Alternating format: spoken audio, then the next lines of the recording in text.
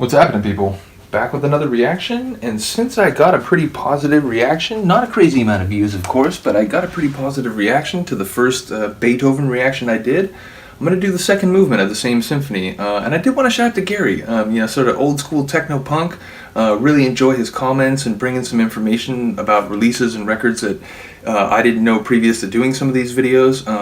Hugely appreciative for his contributions to the channel. But I love that he commented. He made a point that, hey, I sort of discovered classical music through Clockwork Orange. I think we all remember that. Not the ninth! But yeah, just an incredible movie. I did eventually read the book. Maybe it's because I saw the movie first. It's one of those things where, I think the movie is in some ways the book fully realized, although if you do know the story of the book, you know that the original ending is actually very different from the ending that was then used in books for a while after that, and which forms the ending of the film. But yeah, the original ending of the book's very different. Nevertheless, let's not get too distracted, because we're not listening to the ninth, we're listening to the seventh, and I talked a lot at the beginning of the last classical reaction, so I'm not going to do that here. And I pronounced the name of the orchestra in poor German last time, so I'm just going to say it is the Vienna Philharmonic. Karl Baum is conducting. We're going to listen to the second movement, which I thought it was a largo. It's an Allegretto. It's an Allegretto. So that's what we're going to do. This movement is very famous. It's a very sad movement. It's a melancholy movement. It's a movement that again, the movie Mr. Holland's Opus used as a backdrop to discussing the increasing deafness of Beethoven as he got later in his life, and as he was famously composing the Ninth Symphony, unable to hear it, so he would literally put his head to the piano as he was playing so that he could hear the different vibrations that the different notes and chords would make. It's remarkable. So anyway, this tune, again, it's a very famously sad sort of movement. So here we go, the Allegretto from Beethoven's Seventh Symphony.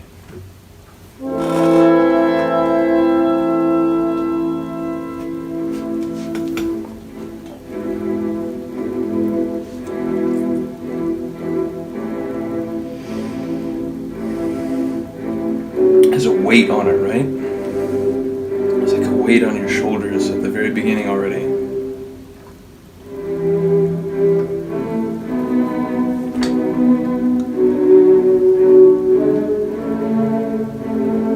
If not a sense of loss, a sense of potential future loss. Worry, I guess, anxiety.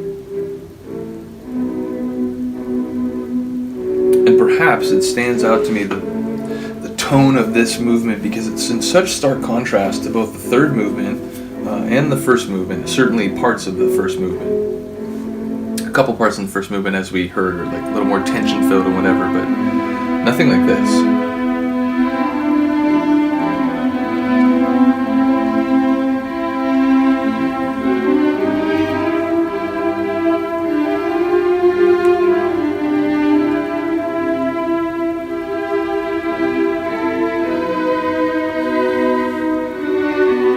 It's funny though, this movement is pensive, it's somber, it's sad, but it's not without some power and surprising intensity in a couple moments. So don't get too comfortable, or don't be surprised when Beethoven brings the noise. Like Ludwig van, how I love that man. If you know what song that's from, shout out to you.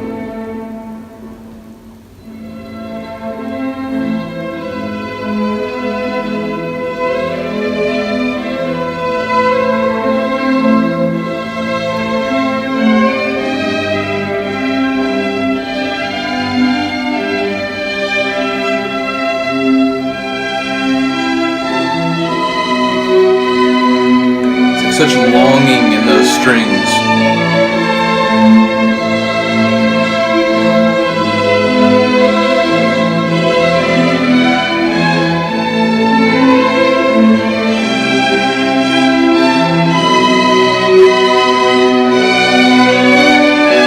Gotta modulate the volume a little bit more. And thing about classical music, right? Like a lot of people will make that like comment that different parts they're like so quiet and then it's so loud and then it's quiet again, and some people will make the joke, oh, that's how they made sure they could wake the audience up if they had dozed off. But it is the thing, like if you're listening to classical music, if you really want to hear the subtleties of the quiet parts, you do tend to have to turn it up. And then sometimes when a composer who knows how to use fire in his compositions, like Beethoven or Verdi or some others, it's like you can get overwhelmed and like, oh shit, I gotta make sure we're not redlining here. So yeah, I gotta be on the gain a little bit more. It's tragedy, right? It's not future loss anymore. It's like it's happened. Whether it's personal or a larger tragedy, it's like you have to confront it. And again, his personal life going deaf, like, which it wasn't complete by this time, but by the time he's working on the 7th, his hearing was not perfect anymore.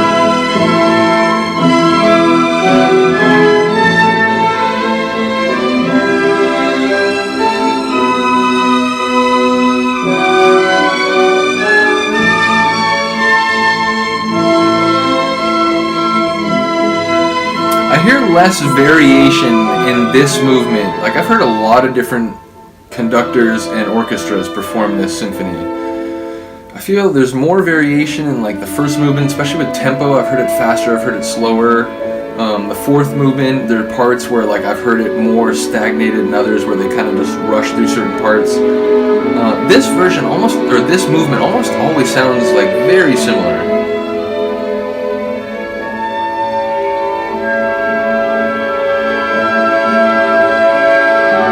Not as sad in this part, right?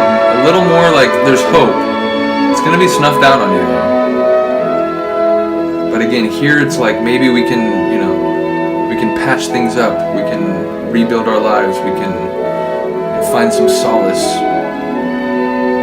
And maybe it's that, is it a clarinet or oboe? I think it's an oboe. The oboe's giving you that hope. The horns helping. Giving you some resolve, steeling you for the recuperation. But it's all a facade, it's all going to be taken away.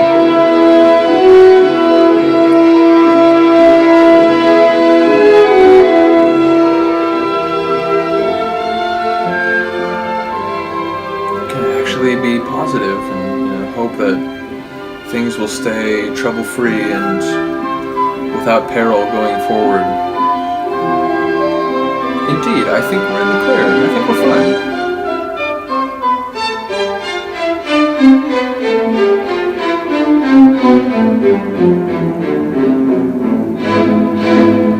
Oh no, we're not in the clear, are we? Oh yes, the winds and the storm begins to gather again. Or begin. I added an extra word and then I had to conjugate it differently.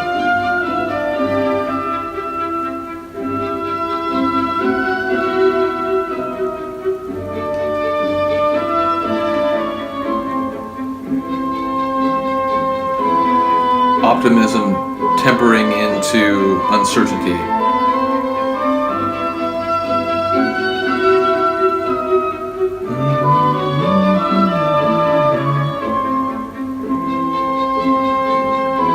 That violin.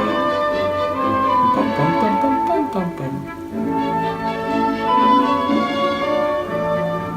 But the woodwinds are the thing that are really keeping us unsettled. The violin, if it was by itself, it might still maintain that optimistic sort of feel, but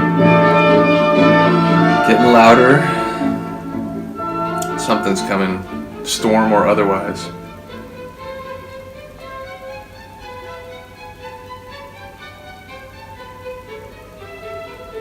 Now sort of like a winter kind of snow vibe.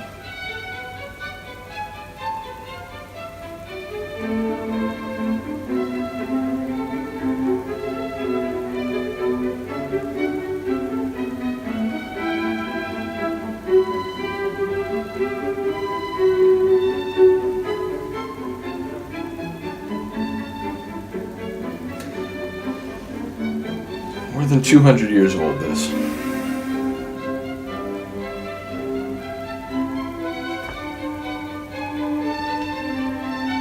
Gotta be careful. I realize it's been quiet the last little bit, but a reprise of that real tragic moment is coming. It's right here.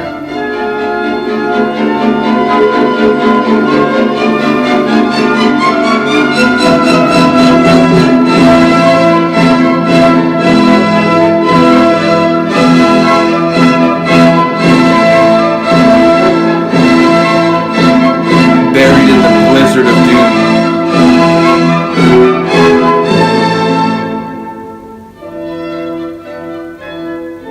I love that soft, lighter reprise of a still tension-filled phrase. Maybe the sun will thaw us out. Maybe we'll survive this. We'll see.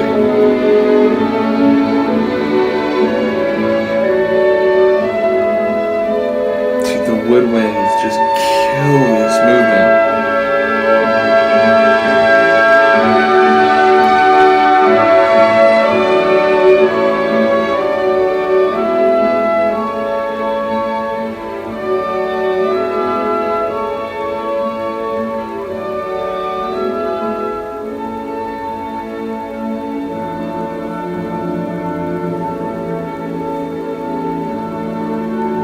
Sense of resolution.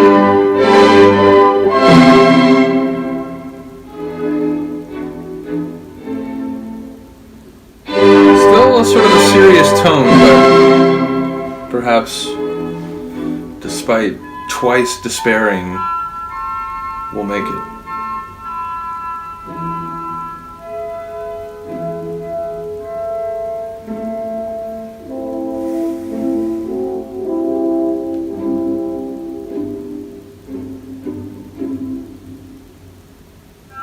I think we survived the harsh winter.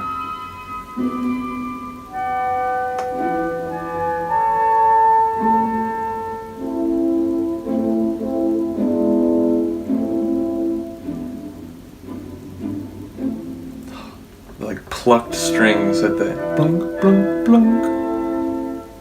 The woodwinds.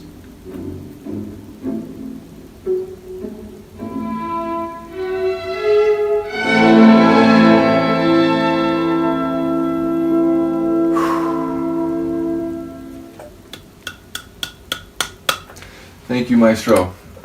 Yeah, it's a brilliant movement, and it's also interesting to me precisely because it's different, notably, than all three other movements. You know, the like I said, the next movement, the third movement, is sort of the happiest and the most joyous overall. The first one has those really powerful, uplifting moments, but again, it's sort of a complex sound.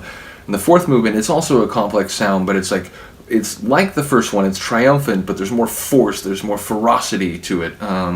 So yeah, we're gonna go through the whole story. It's clear now that we have to listen to the whole symphony.